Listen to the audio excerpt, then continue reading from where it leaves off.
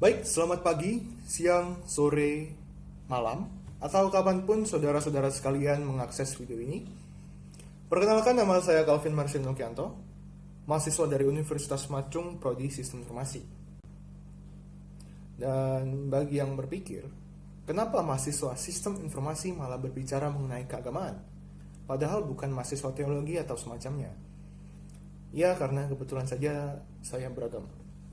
Baik, maksud dari video ini adalah saya ingin merefleksikan, mereview, atau membagikan sudut pandang saya mengenai video wawancara Dr. Muhammad Anas yang dibuat oleh dosen-dosen saya dengan mengangkat tema hubungan antara agama dan sains.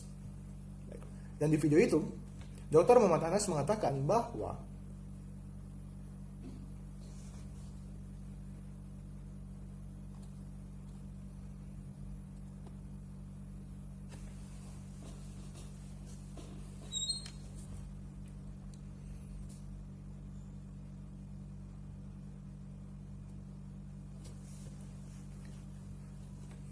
baik, sudah dengar? Oke, dari apa yang dikatakan oleh Dr. Muhammad Anas, bisa kita tarik kesimpulan bahwa tipologi atau pendekatan relasi antara agama dan sains itu memiliki waktu dan pelakunya masing-masing. Tidak semua orang bisa melakukan tindakan integratif, tidak semua orang bisa berdialog, independensi, apalagi konflik. Mereka punya bagian-bagiannya sendiri, mereka punya momen-momennya sendiri. Jadi, artinya, sebelum kita melakukan atau menerapkan teori-teori tersebut, hendaknya kita tahu kita tuh sedang berada di mana, level kita itu di mana. Jangan sampai kita melakukan sesuatu yang di luar kemampuan kita yang sesungguhnya.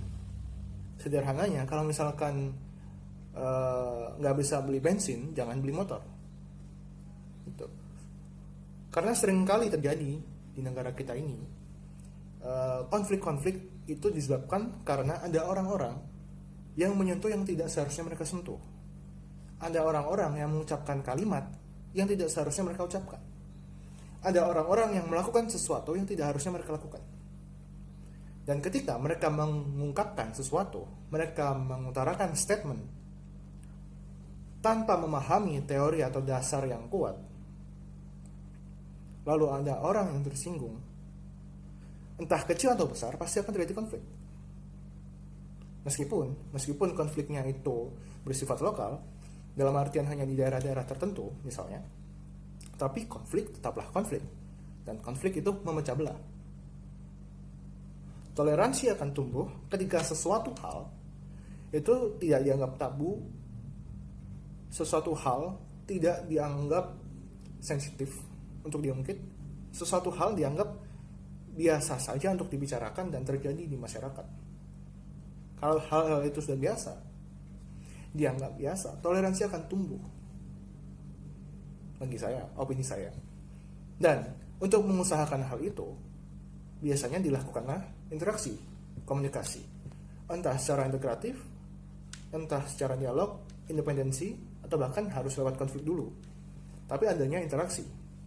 Namun jika interaksinya yang dilakukan secara sengaja itu sudah salah cara, tidak ada pondasi yang kuat dalam berargumen atau mengeluarkan statement, tidak ada pondasi argumen yang kuat, lalu kita salah berargumen atau salah mengeluarkan statement, akan terjadi konflik karena emang nggak ada dasarnya. Jika caranya saja sudah salah, usahanya aja sudah salah, jangan harapkan toleransi bisa tumbuh, karena usahanya aja udah gagal sebenarnya. Saya kira itu refleksi saya untuk video ini. Terima kasih bagi teman-teman yang menonton video ini sampai habis, dan mohon maaf jika saya ada kesalahan kata. Saya hanya mengungkapkan opini saya. Full ini opini saya. Tidak ada teorinya, hanya ucapan dari mulut saya. Bila saya mengucapkan hal ini ada yang tersinggung, saya mohon maaf. Dan stay safe teman-teman semuanya. Kita tahu kita sedang mengalami musibah. Tetap di rumah aja, jangan kemana-mana. Makan makanan yang bergizi dan segala macamnya. Jaga kebersihan, jangan stres, jangan panik. Tetap tenang, ikuti saja aturan pemerintah, jangan dibantah. Terima kasih. Sampai jumpa.